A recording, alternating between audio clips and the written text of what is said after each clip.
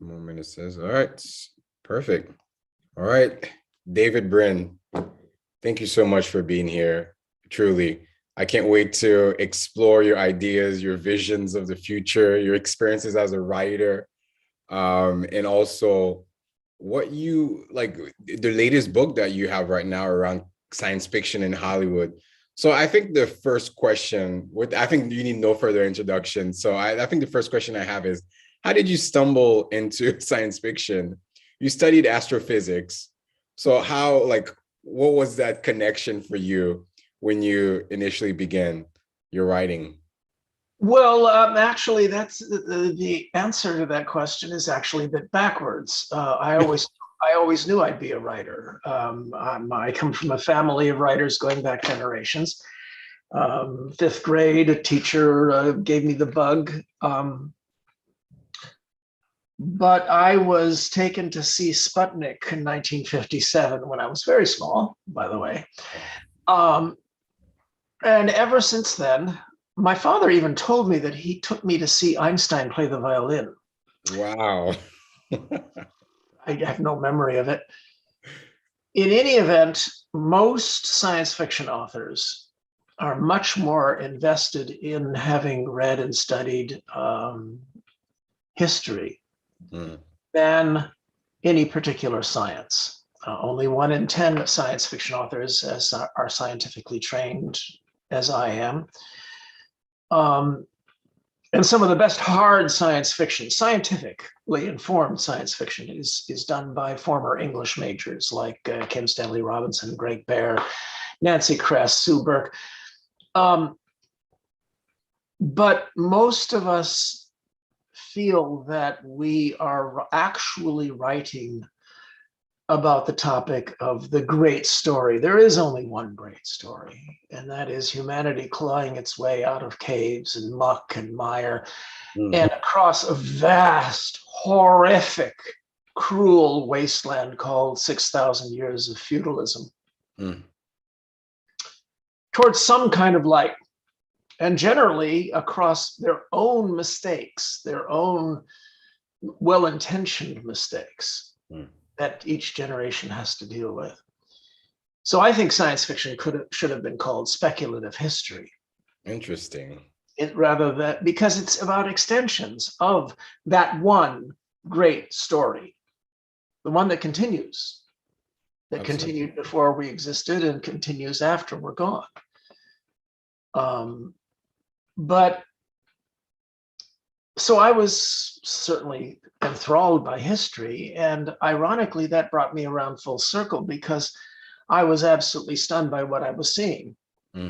What I was seeing was the first civilization in the history of our species that, instead of being utterly driven by subjective roar, the absolute necessity that my subjective worldview is paramount and it overrules other people's subjectivities and objective reality, what's actually real. That's the human story. That's our fantastic talent and curse, is that we're all delusional. We're all freaking mad. Science teaches us to say the sacred catechism of science, which is, I might be wrong. Or the extended version of Mouth by John Travolta, I might be insane, but ain't it cool? Let's find out. Let's find out. Let's experiment and find out if I'm wrong. That catechism of science has helped a lot, but it's not enough. We found out that reciprocal accountability, and I've written a lot about this, holding each other accountable, is the only thing that works, and it works well at piercing each other's delusions, because your delusions aren't the same as mine. So you are able to see mine, I am able to see yours. Often we're wrong about calling each other's delusional. We have a third of Americans have gone into a psychotic break, delusionally thinking that their neighbors are deluded. That's another story.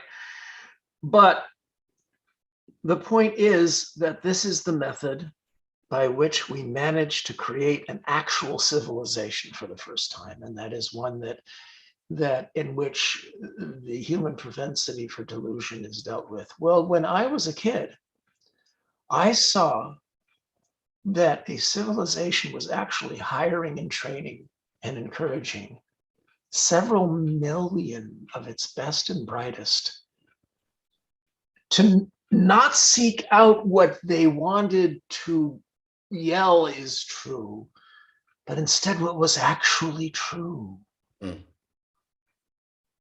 And I wanted to be part of that. I wanted to be part of that. I went to Caltech. Maybe I shouldn't have. I would have had a better time elsewhere. Got through it by the skin of my teeth. Then I got my PhD at UCSD. You know, two of the most reputable places on earth. I had a bit of a reputation as a scientist. I did good science, but I always knew. And you see how even though I'm 71 years old, I can keep. I remember your question. I come bringing it full circle. Yeah. Thank you. I maintain a hobby of writing, and I was completely patient about it. I worked for Hughes Aircraft, and that's a joke. And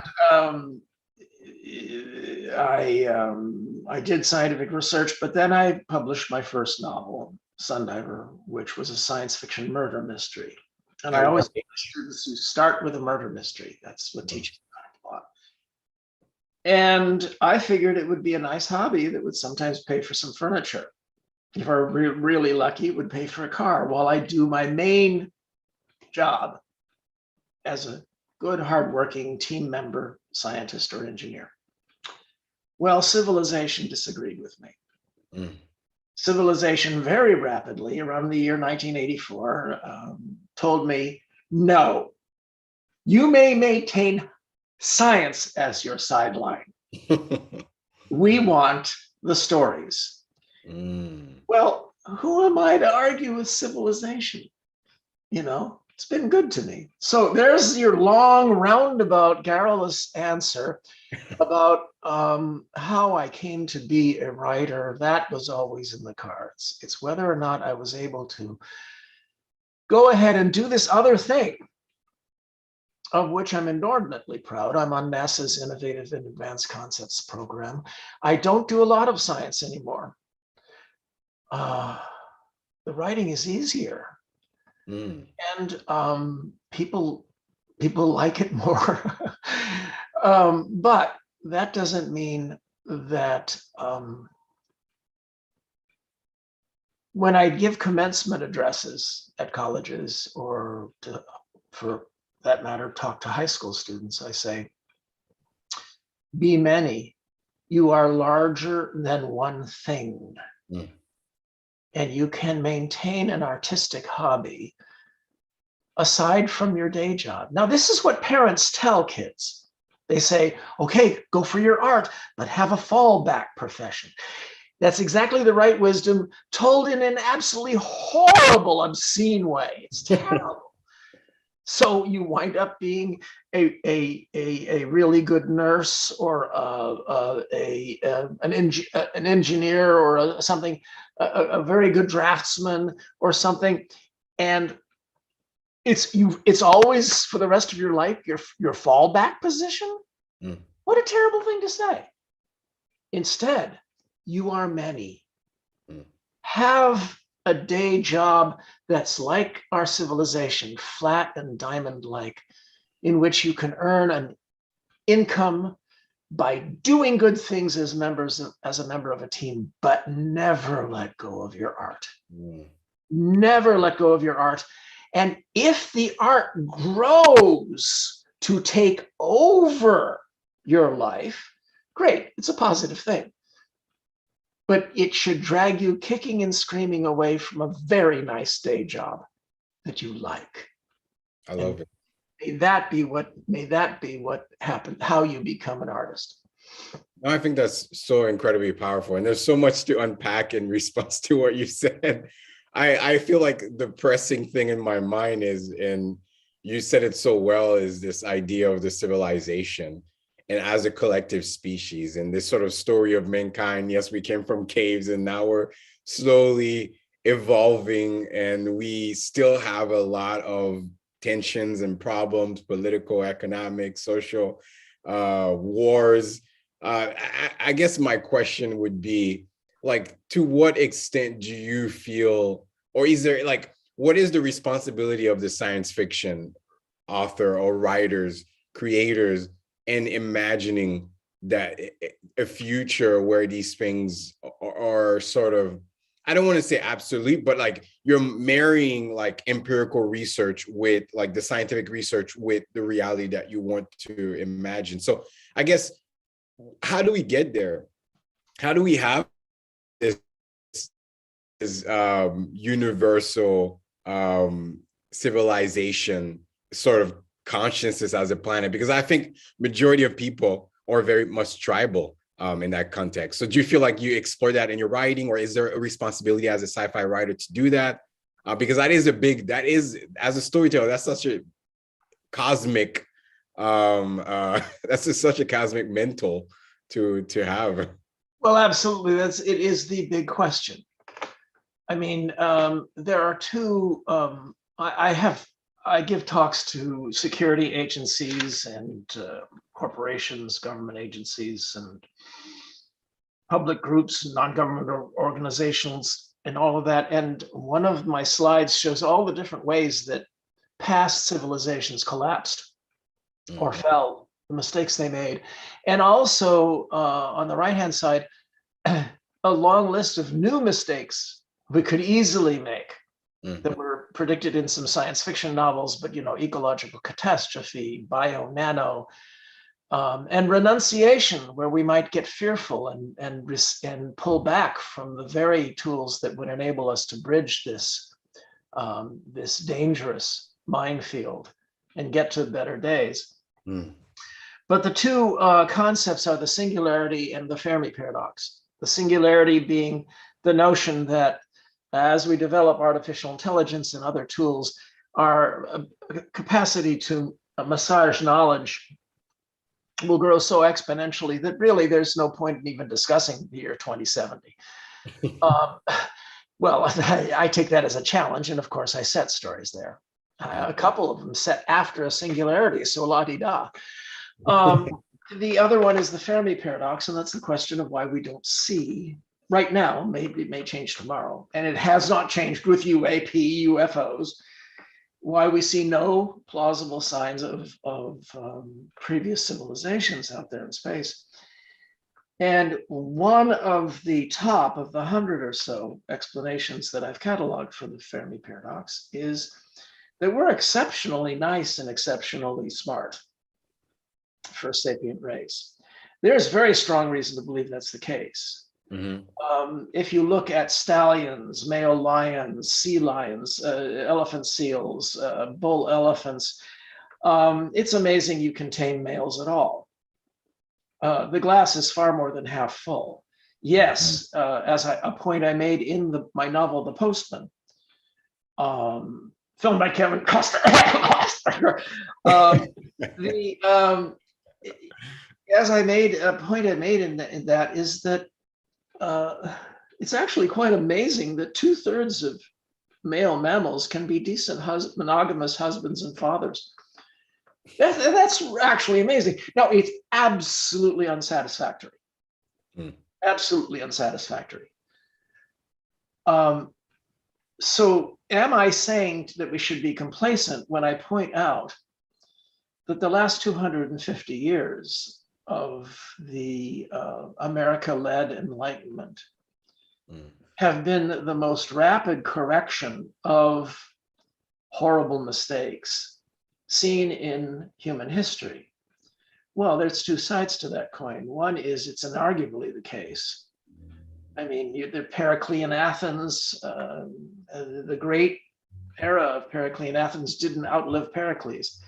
Most of these few alternatives to feudalism were crushed by surrounding oligarchies, as a worldwide oligarchy is trying to crush this one now.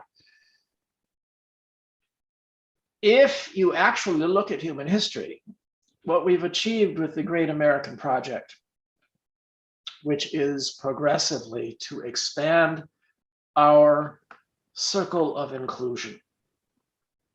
Jefferson and Franklin and all those ilk were very, very flawed people, but they expanded the circle of citizenship from 0.01% oligarchy to 0.2 to 20% of the population.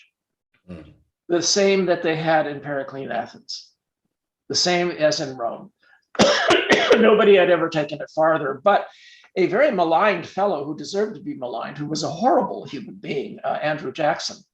He led a revolution through the ballot box about 40 years later that expanded it to 30% of the population.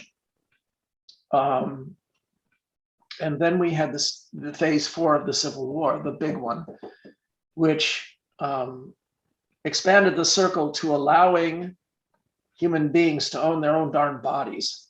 Mm. And then we blew it. Phase 5 was a just complete catastrophe where we didn't finish the job. Mm.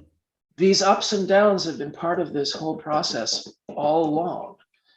And we're in the middle of what I call phase 8 of the American Civil War, and it's a crucial one. Wow. So from the point of view of history, no one has ever taken this project so far or taken it to as many steps.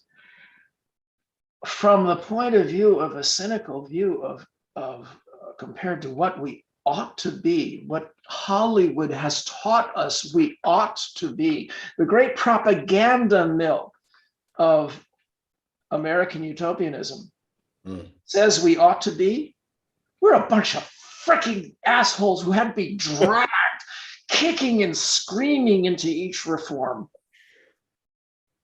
You can hold both thoughts in your head. Mm.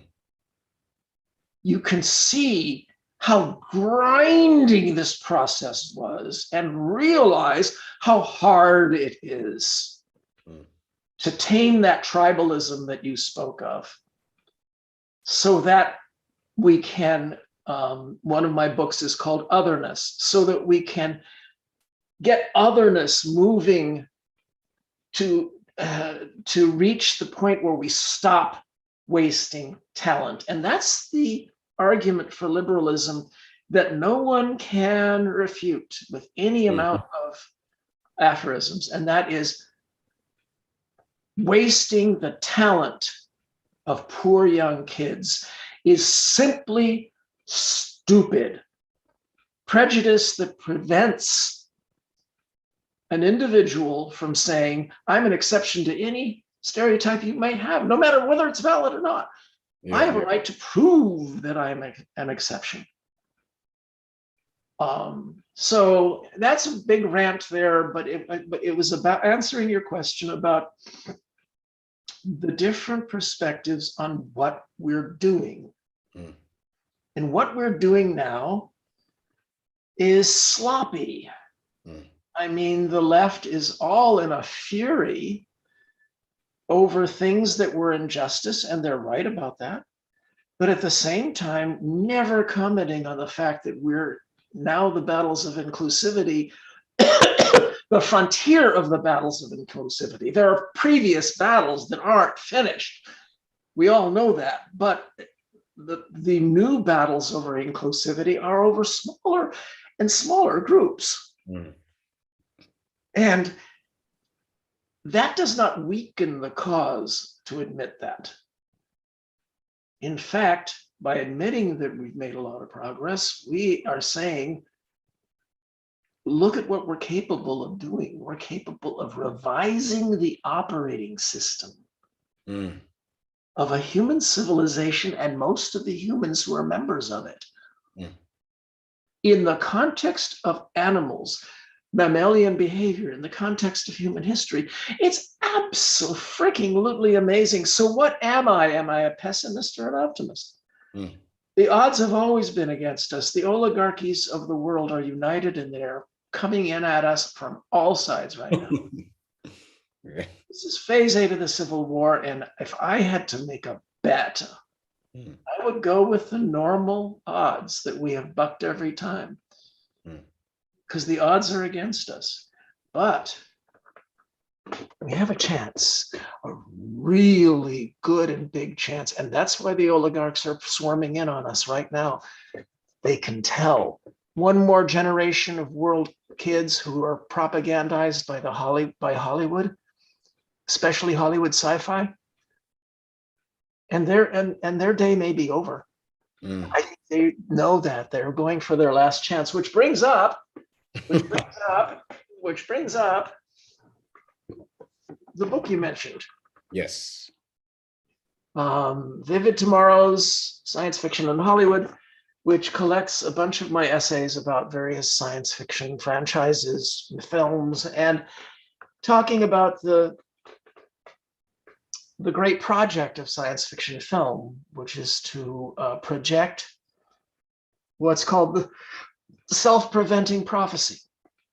Prophecy that is so vivid of some mistake we might make that we wind up not making that mistake. An example is the fact that you and I are here. Thanks to Dr. Strangelove, On the Beach, Failsafe, War Games, Testament, The Day After, all those films that warned about this is how accidental nuclear war might happen. This one, including Terminator. You betcha this, there are more off switches on the computers. I talk about the self-preventing prophecy in that book and the great messages that are pushed by Hollywood, especially Hollywood sci-fi. Again, this is powerful. I think everything you're saying resonates so much with me. One thought, I remember I did visit Andrew Jackson's slave plantation. I think that was definitely very, very surreal as an immigrant, a Black immigrant, going through that process. And I think also, like, being born and raised in Haiti, a lot of the ideas that I sort of saw and understood of America came from the cinema.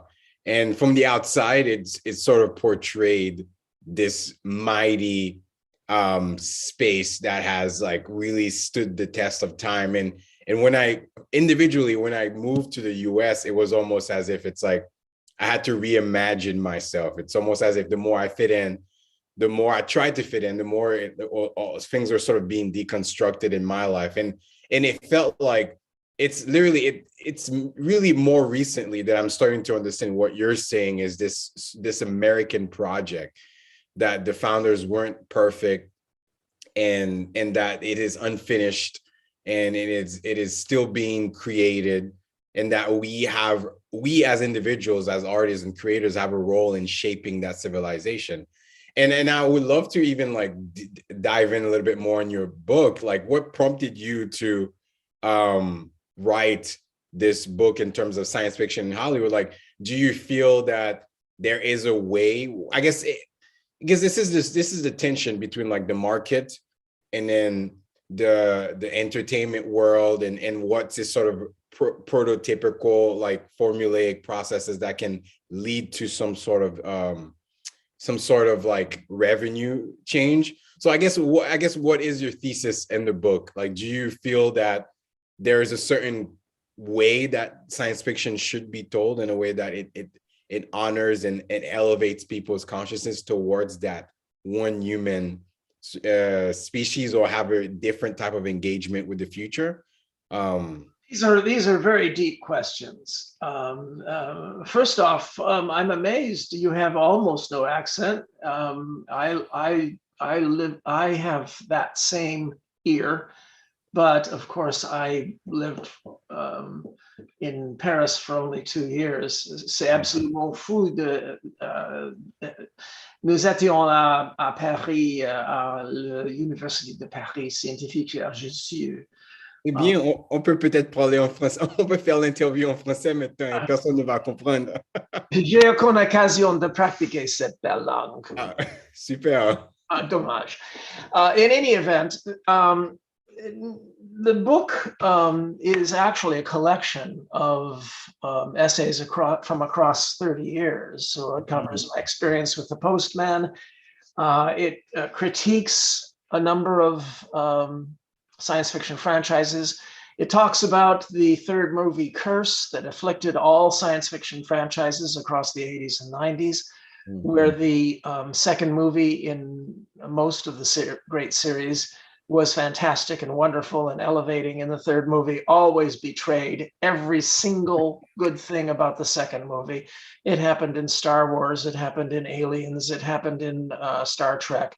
But I spoke with Nicholas Meyer recently, who rescued Star Trek with because he had done that wonderful movie, Star Trek II, Wrath of Khan, and rescued it with the even-numbered ones, numbers 4 and 6.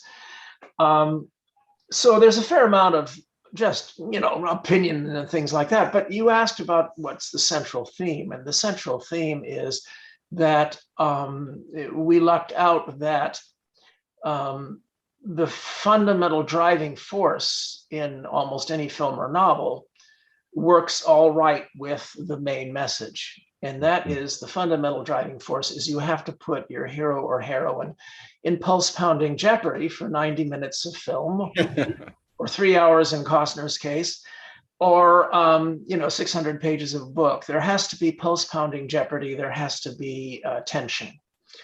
Now, in order to have that, Hollywood films have a tendency to send two messages that are not helpful.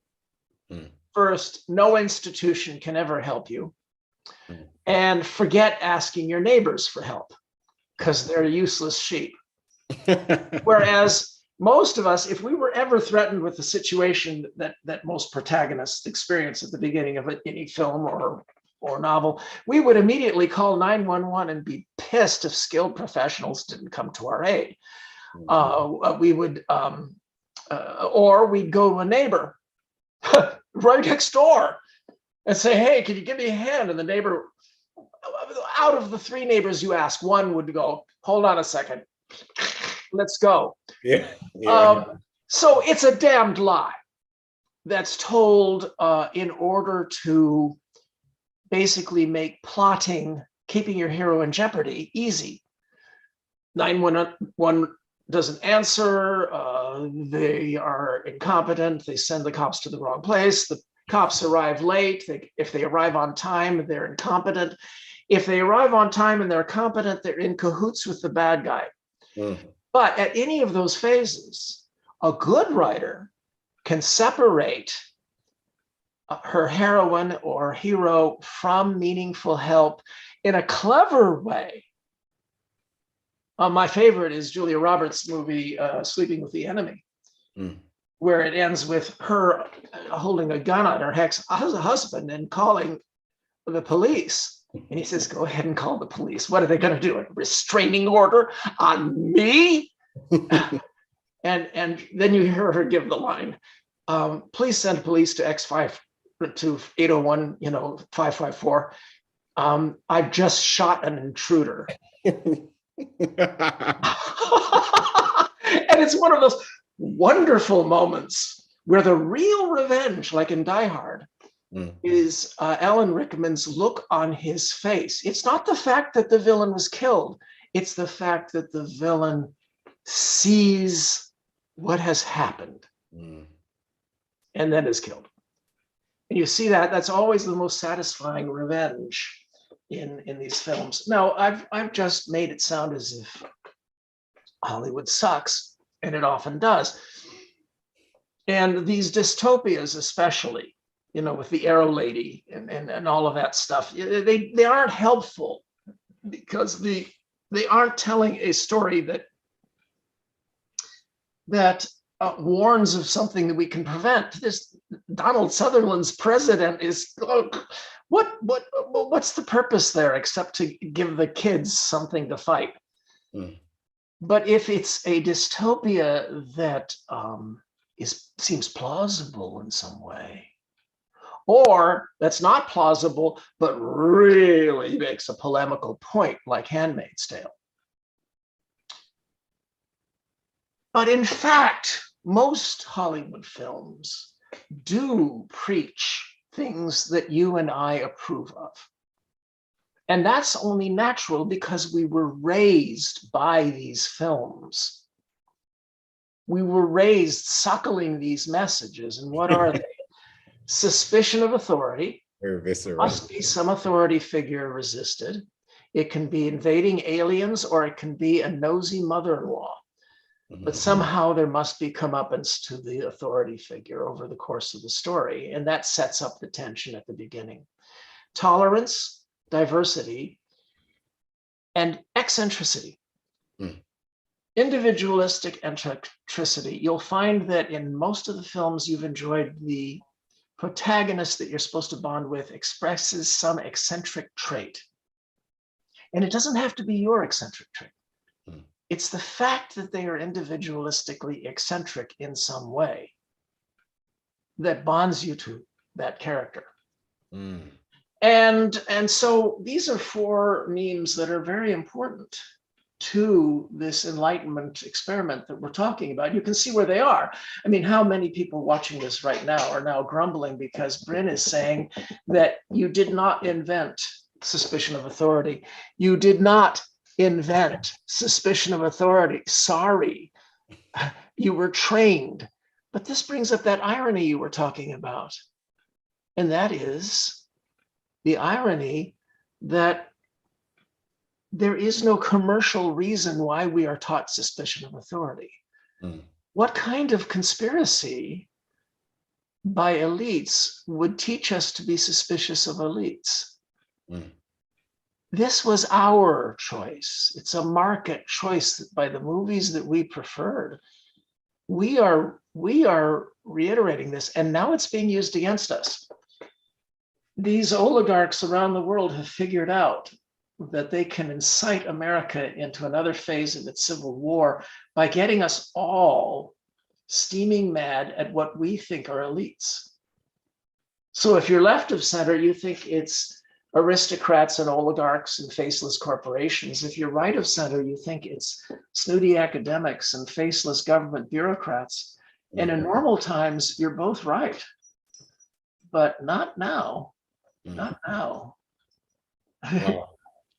I do have a final question for you. This has been just really great, talking and peering into those ideas. I wonder, like, what is the role of like world building in our current culture, and especially like, what's your process of world building when you imagine these worlds? Like, do you do a lot of research? Do you consult with a lot of other scientists? Like, what's that process of constructing a futuristic world and immersing the reader into that world? Like, what and how does it impact the collective imagination or collective vision? Well, you'll recall that here, this is Neutron. Yeah, there he is. What a best dog in the world. There's another one.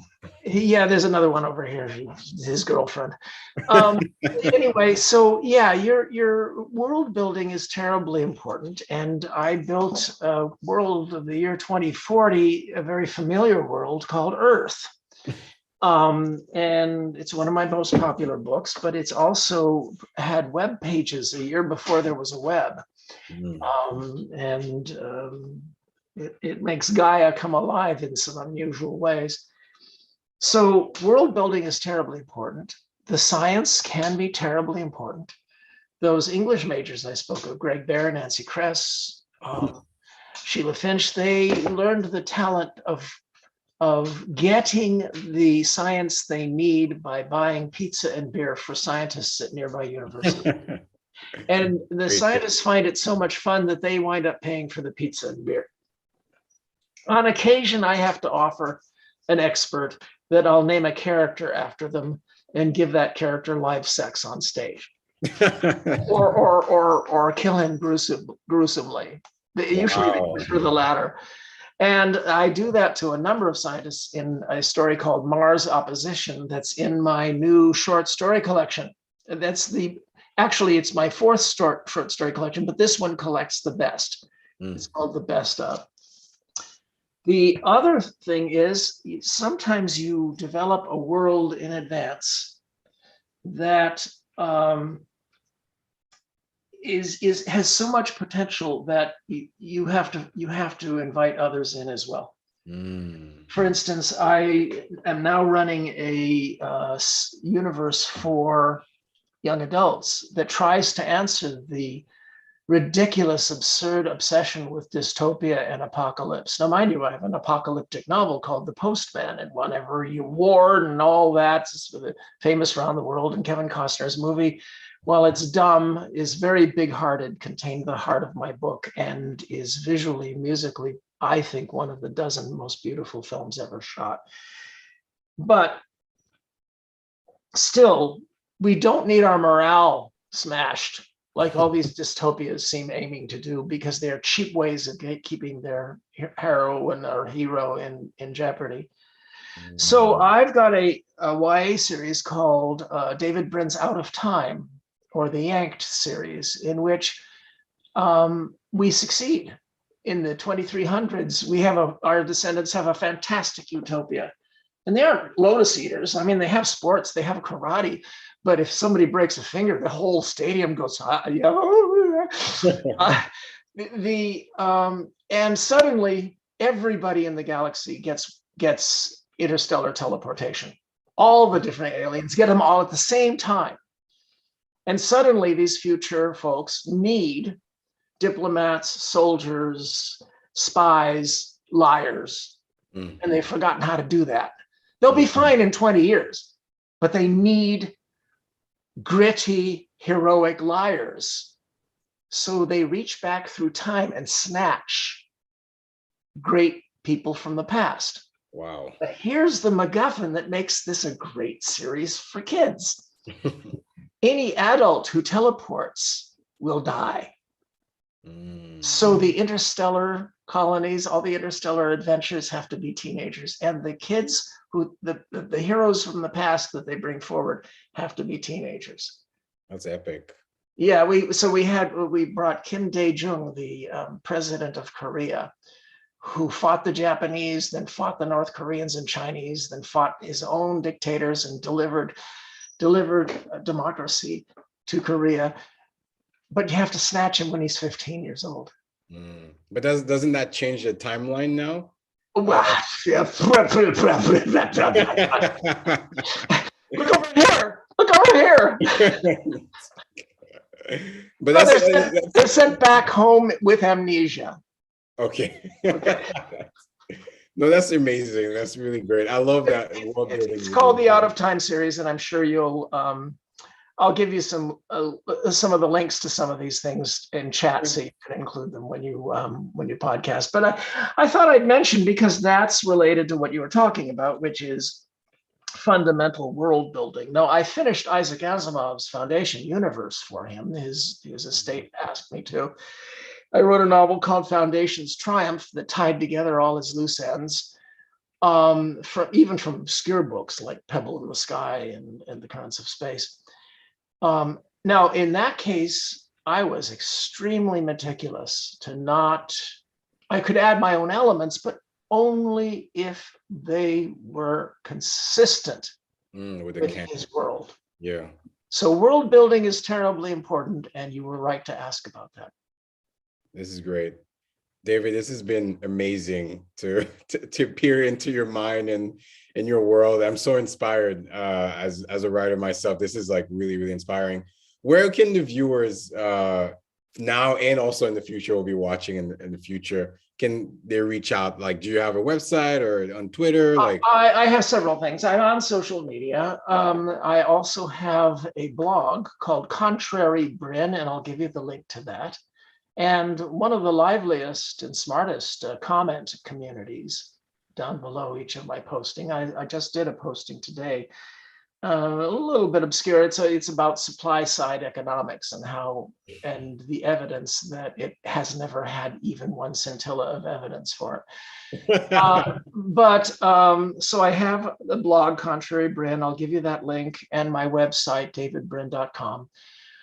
So folks are welcome to come on by, and they'll find a whole lot of too much material, way too much.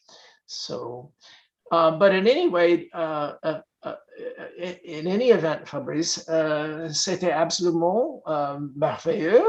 Oui, oui. Tu as la sagesse. Ah oui. J'apprends de toi, ça. Merci beaucoup. C'est un grand plaisir.